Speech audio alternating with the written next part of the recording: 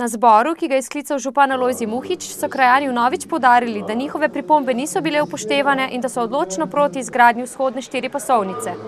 Bili smo eno lepo, mirno naselje, zdaj pa tega življenja ne bo več. Mi smo vsi proti, tako smo glasovali, da se to nekam drugam usmeri ta povezava za tretjo tole proti Metliki pa to.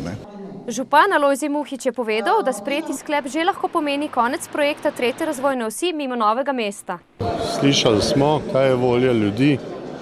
Po vsej verjetnosti bo varianta, ki je bila predlagana, odpadla in tretje razvojne osi Novo mesto ne bo dobilo. Direktor Direkcije Republike Slovenije za ceste Gregor Ficko pa pravi, da bi morali projekt tretje razvojne osi nadaljevati.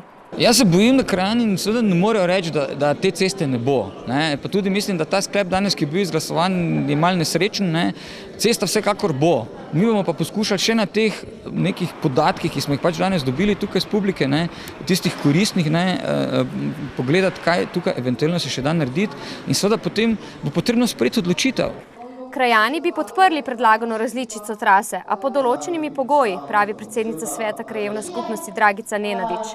Predvsem, če bi uredili ustrezne protihrupne ograje in jim zagotovili: ekonomsko ne boste utrpeli, ker vam bomo, nekaj vrnili in podobno.